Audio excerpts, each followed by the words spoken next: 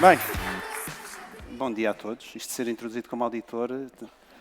Aliás, primeiro gostava de dar aqui uma nota, que é, já sou repetente, já é o terceiro Cloud Summit, e é impressionante a transformação do Calix e da Ana enquanto hosts. Entre as primeiras introduções, assim, um bocadinho a medo, e aquilo que estamos a ver agora, acho que estão de parabéns. Vocês fizeram um bocadinho aqui a introdução. Nas duas primeiras edições, aqui a equipa provocou-me, lançou-me aqui desafios, e portanto aquilo da fruta não nasce... lançaram o desafio, tens que fazer isto com fruta, no primeiro era, tens que fazer isto com japonês, e depois, desta vez, deixaram-me solto. E deixaram-me solto, não sei porquê, deviam estar ocupados com outras coisas.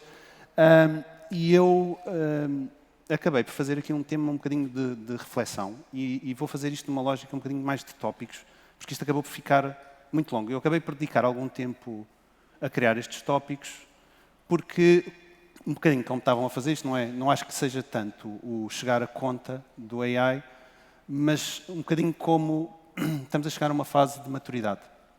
E a maturidade, e com a maturidade, e dei um bocadinho esta ideia dos impostos, chega à maturidade e inevitavelmente aparecem os impostos, aparecem estas taxas, aparecem estes custos, estas preocupações que temos que ter, e é um bocadinho esta viagem, portanto isto vou partilhar com vocês preocupações que eu tenho enquanto nós estamos a implementar a AI, e portanto gostava de vos guiar um bocadinho dentro desta viagem, e como vos disse, vão ser essencialmente, vocês não vão ver respostas, eu no final vou tentar dar um bocadinho onde é que está a minha perspectiva, mas são essencialmente, tentei organizar aqui os tópicos onde estão as minhas principais preocupações. Como a Ana disse, eu tentei organizar isto numa lógica de... A palavra em inglês, eu fiz isto em inglês e se traduz um bocadinho tax, um bocadinho o ónus, ou carga, ou o custo que está associado às diferentes dimensões. E há aqui 4 dimensões onde eu organizo os meus pensamentos. O primeiro tem a ver com tecnologia e capital, o uso do capital. O segundo tem a ver com dados e a sua governança. O terceiro pilar, pessoas e cultura, que, como o Tiago disse, é inevitável, e acho que tem que ter um palco, tem que estar no palco essa discussão. Inevitavelmente vamos ter que ter essa discussão. E depois o último, provavelmente o mais interessante, e vou tentar acelerar nos primeiros para tentar passar um bocadinho mais de tempo neste último, aquilo que eu pus em termos de estratégia e o moat, aqui também traduz mal, é o fosso, é aquele conceito do fosso que protege o nosso negócio, aquilo que protege, aquilo que nos diferencia. E, portanto, entrando um bocadinho, entrando aqui na dimensão da tecnologia e capital.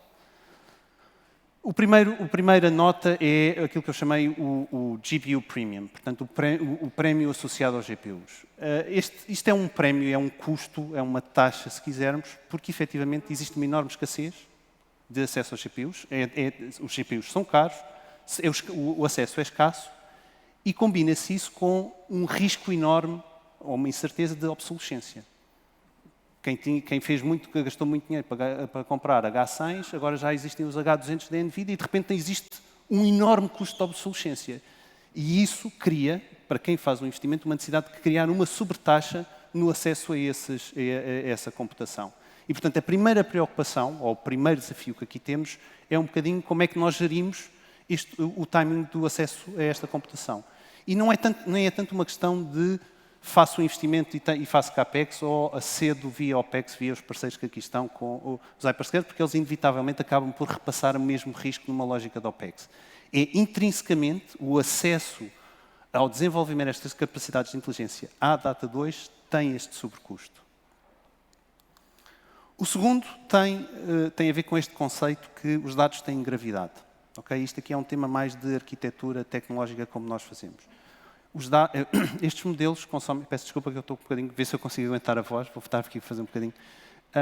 Este conceito de que os dados têm gravidade tem bastantes implicações na maneira como nós arquiteturamos e pensamos os sistemas. Tudo o que estamos aqui a falar, em termos de acesso a modelos, seja de generativos, seja de machine learning, etc., consomem quantidades absolutamente astronómicas de dados.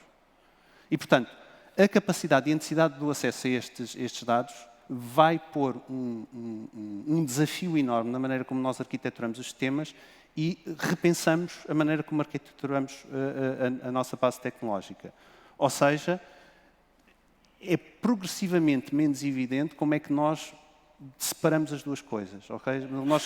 A proximidade entre ter computação com os dados e, portanto, este emparelhamento parece ser um caminho que é difícil de contornar. Portanto, isto lança desafios bastante pesados na maneira como pensamos quando estamos a desenvolver os sistemas, porque soluções híbridas, em que nós temos, por exemplo, de ter alguma computação cá dentro de casa, alguns dados dentro de casa versus o que fazemos fora, a densidade de dados e, portanto, a força gravítica dos dados obriga-nos a repensar os sistemas e põe um peso na maneira como nós fazemos. E, portanto, isso é o primeiro taxa, se quisermos, ou o ónus que temos quando trabalhamos nestes temas.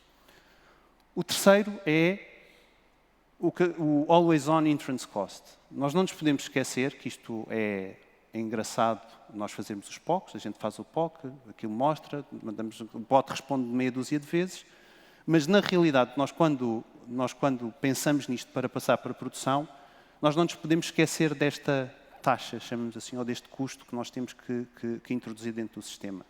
Porque nós, o modelo pode ser fantástico, não é? Mas se para eu o correr tem um custo a cada interação, de que cêntimos que seja, isto rapidamente acumula. E, portanto, existe aqui uma preocupação e, se quisermos, um imposto que temos que acautelar, que é quando desenvolvemos estes sistemas, temos que pensar na componente de produção, como é que nós levamos isto para live e como é que depois isto, numa lógica de custos, vai funcionar.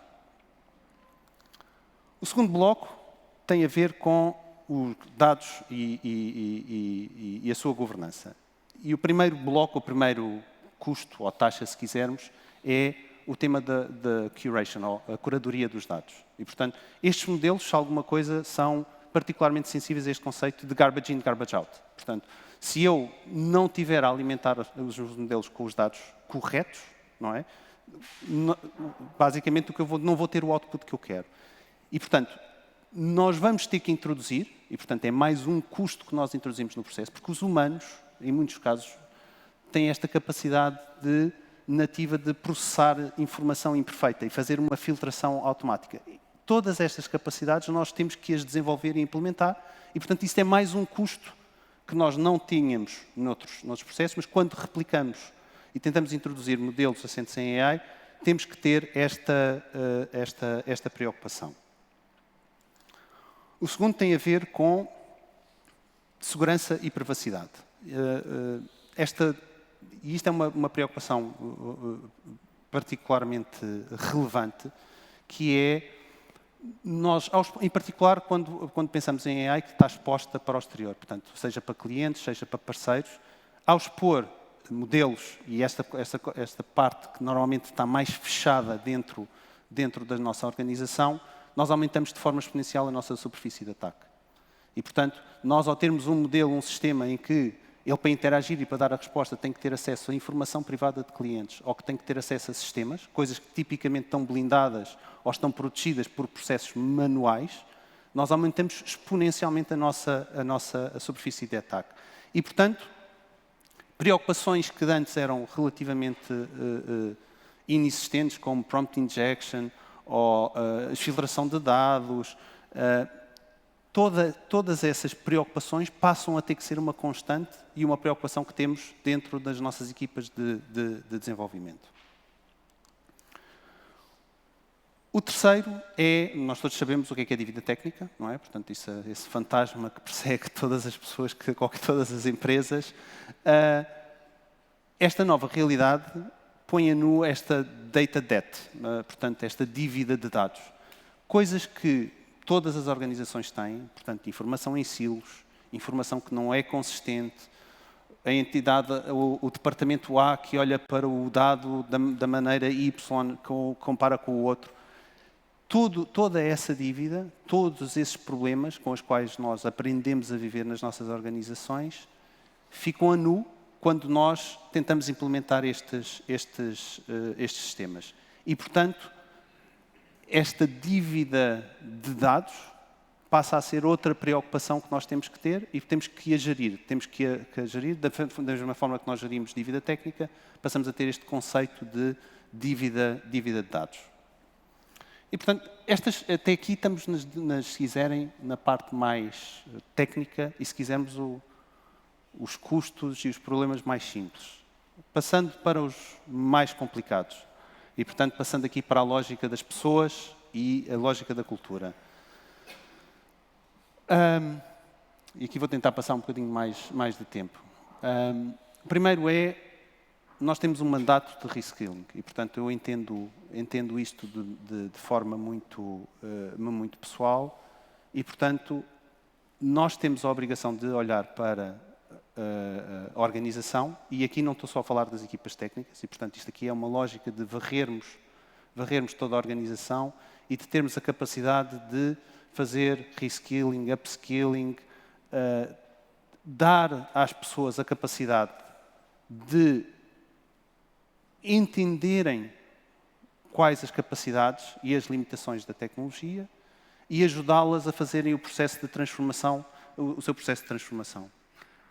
Não só porque as impacta diretamente naquilo que estão a fazer, também porque as vai obrigar, porque muitas das funções, o desafio que existe, reparem, não há, vocês provavelmente ao longo das vossas carreiras, há aqui diferentes níveis, da minha experiência, há poucas coisas mais difíceis do que tentar ter uma conversa com alguém e tentar explicar que está obsoleto. Há poucas conversas mais difíceis de ter do que tentar explicar a uma pessoa que ficou obsoleta, que já não serve para aquilo que está a fazer. E, portanto, nós temos a obrigação real, moral, como quiserem de pôr, de ajudar as pessoas da nossa organização a fazer essa transição e a fazer essa passagem para poderem elas sim tirarem todo o potencial desta tecnologia. O segundo tem a ver com o aparecimento de novos papéis, não é? Portanto, isto agora não é aquela lógica de eu ter que ter uma equipa de PhDs ou de um conjunto de data scientists para estarem a fazer modelos ou fazerem fine-tunes e trabalharem com matemática arcana para fazer um modelo, mas estamos a começar a aparecer estes novos papéis do AI Operator. Aqui só por brincadeira, eu ontem estava a ouvir um podcast e cheguei à conclusão que existe agora um novo papel que aparece no LinkedIn, que é Vibe Code Cleaner. Portanto, já existem e começam a aparecer estes conceitos associados a como é que se trabalha com AI. Mas, efetivamente, há a necessidade, seja por nós fazermos o reskilling e o upskilling das pessoas para este tipo de lógica, seja para procurarmos estes perfis, mas, efetivamente, nós vamos ter que criar dentro das nossas organizações o espaço para termos este tipo de capabilities. E, portanto, pessoas que são capazes de orquestrar e trabalhar em cima desta tecnologia. E o terceiro, que não é de sumenos importância, que é o desafio da gestão de mudança. Para aqueles que já estão mais avançados nesta jornada de implementação de AI, já sabem que eu posso ter o melhor modelo do mundo, mas se eu não tiver as equipas a comprar, se eu não tiver as pessoas a aceitar, se eu não pensar os processos de cima para baixo, não vai funcionar. Eu não vou ter os resultados que quero, aquilo vai ser um corpo estranho que vai rejeitar. E nós temos aqui uma obrigação que é, isto vai acontecer, acontece de forma muito rápida, não é? Eu posso dar um exemplo, nós lançámos já temos um use case bastante desenvolvido em termos na parte jurídica, para fazer um conjunto de processos, e aquilo basicamente, a partir do momento em que introduzimos o processo, aquilo, uma equipa que tínhamos com 8 pessoas, de repente, aquilo passa para 2, e é de um dia para o outro. E, portanto, o impacto que isto tem na organização não é uma coisa trivial e tem um desafio enorme que é muito binário. Isto não é uma transformação que acontece, que vai acontecendo, como outras vagas tecnológicas que tivemos, mas temos este desafio enorme que isto é muito binário, e, portanto, temos a obrigação de conseguir fazer a gestão disto, que era para não partirmos a organização. A coisa mais valiosa que nós temos são as nossas pessoas. É a parte que é mais difícil de replicar. A tecnologia é fácil de replicar. E, aliás, isto é um dos desafios que nós temos, e, aliás, faz parte do último bloco que eu queria vos falar, é porque a tecnologia é fácil, tem as suas complexidades, tem as suas que fazer, mas, na realidade, a democratização do acesso a esta tecnologia simplificou a vida. O que é difícil de replicar são vocês. Vocês, o vosso conhecimento, a vossa capacidade de implementar de forma mais específica e concreta esta tecnologia. O que nos leva ao último, não é? O último bloco, e que é o da estratégia e o moat, portanto, aquilo que protege o valor da nossa organização. Se quiserem, eu gosto de pensar desta maneira, o valor de uma empresa, isto aqui é um bocadinho abstrato, o valor de uma empresa é dado pelo número de problemas que consegue resolver. O número e a dimensão dos problemas que consegue resolver. É isso que a empresa gera valor, porque resolve um problema. Ela está a resolver um problema para alguém, está a resolver um problema para uma empresa, está a resolver um problema para... Seja resolver o problema de umas pessoas conectarem-se com outras, seja no retalho terem acesso a bens, resolve o problema. Quando esta tecnologia me permite resolver os problemas de forma muito simples, eu estruturalmente estou a destruir o valor da empresa. Ok? Pensem assim, se eu com um prompt consigo replicar o algoritmo que antes tornava o meu competidor mais eficiente do que eu, e muitas destas coisas estão à distância de um prompt, a destruição de valor neste conceito que estamos aqui a falar é absolutamente massivo. Porque eu, basicamente, eu pus a linha d'água, fiz o reset a muitas coisas.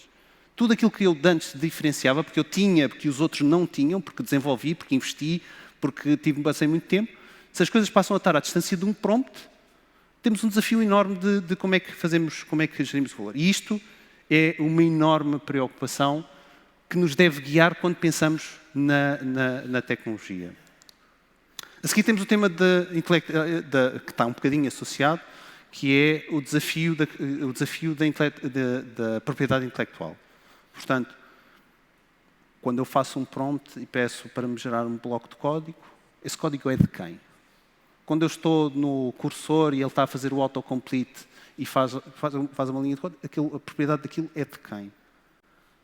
Se ele faz exatamente o mesmo resultado, para o mesmo prompt que eu faço que o meu concorrente está a fazer, qual é o conceito de propriedade intelectual que estamos aqui a falar? O ónus e a carga que nós passamos a ter que ter para monitorizar, fazer governança, fazer auditoria, fazermos o tracking disto tudo para tentar identificar estas questões é uma carga enorme, é uma preocupação, é um custo escondido que aqui está e que só é endereçável se nós pensarmos nisto de forma estrutural como atacamos o tema. O último, que é quando nós somamos isto tudo, o desafio enorme que é se resolver os problemas é fácil, se isto tudo se torna uma commodity, como é que nós nos redesenhamos? E o imperativo de nos redesenharmos. Nós vamos ter que fazer um processo de autodescoberta, de autorreflexão, para tentar identificar o que é que nos faz efetivamente diferente. Okay? E isto toca um bocadinho naquele tema das pessoas que estávamos a falar. Eu sou diferente porque as pessoas que vão atacar este problema, que as pessoas que eu tenho na minha equipa, são diferentes das outras que eu tenho e, portanto, vamos chegar a um caminho diferente. Os dados que eu tenho, alguma particularidade dos dados que eu tenho, a maneira como eu os tenho trabalhado, as maneiras como eu tenho, é uma coisa que é diferente versus o que outras empresas têm. E, portanto, vão ser nessas dimensões que são, se quiserem, aquelas que, quando nós iniciámos neste processo, ninguém queria saber dos dados. Os dados estão lá, eu ponho um crawler, ponho um scraper, aquilo atira-se tudo lá para dentro e aquilo digere aquilo tudo. Ou as pessoas, eu quero lá saber das pessoas. As pessoas, eu vou, que agora substituo todas as pessoas por meia dúzia de linhas de código a correr. Na realidade, quando nós pensamos, quando aquilo se reduz ao absurdo, isto volta-se ao contrário. Porque, efetivamente, quando os table stakes tudo está à distância de um prompt, tudo está à distância é tudo simples, os problemas resolvem-se de forma fácil, aquilo que é diferente, voltamos àquilo que é diferente. As pessoas, os dados que temos, e isso torna a ser o foco. E, portanto, isto, se quiserem, é a última das minhas preocupações, agora que o AI se tornou mais crescido, com o qual eu perco bastante tempo a pensar. Portanto, para fechar, onde é que eu estou um bocadinho nestes temas? Isto são discussion topics. Portanto, no primeiro do risco ou não, se invisto ou não invisto, não me parece ser uma opção. Portanto, não investir não é opção. Reparem, quando a solução dos problemas está à distância de um clique, eu tenho que estar, isto é table stakes, eu tenho sempre que fazer isto, não há opção. não posso ficar para trás. E, portanto, eu estou disposto a pagar aqueles custos, a pagar aquelas taxas. O segundo, relativamente aos dados, eu acho que a trabalhar é essencialmente a começar na parte mais estrutural. E, portanto, naquela componente que eu falei da data debt, é começarmos a trabalhar na parte mais estrutural, na parte mais daquilo que, quando os dados nascem de forma errada, se quiserem, começar a partir os silos, começar a uniformizar conceitos, fazer esse trabalho, que é um trabalho bastante longo, mas que tem que ser feito, seria a segunda resposta a esta discussão. Nas pessoas, acho que vocês já perceberam como é que eu olho para o tema, é dedicar todo o tempo possível a treinar, reskill, upskill. É aquilo que é diferente nas empresas. As equipas que eu tenho são diferentes das outras equipas. As minhas equipas são melhores do que as outras equipas, tenho esse privilégio. E, portanto, acredito que se eu apostar naquilo que eu tenho de diferente dos outros, vou conseguir ter um melhor resultado. E, portanto, passa muito por treinar, reskill, preparar a organização. E depois o último é, se quisermos, temos que voltar a encontrar o nosso mojo. Ou seja, nós temos que fazer aqui um processo de fazer muito soul searching e tentar identificar exatamente o que é que nós acreditamos que nos faz diferentes. E, portanto, é esse exercício que tem que ser feito. Não tem a resposta para nós, é um processo ongoing, mas claramente eu estou a fazer este processo de tentar identificar onde é que nós nos queremos diferenciar, aceitando que há muitas coisas que eu antes que acreditava que me protegiam que vão desaparecer. E, portanto, acho que com isto tentei ser um auditor não muito chato, Alex, e dar um bocadinho aqui o meu ponto de vista. Obrigado.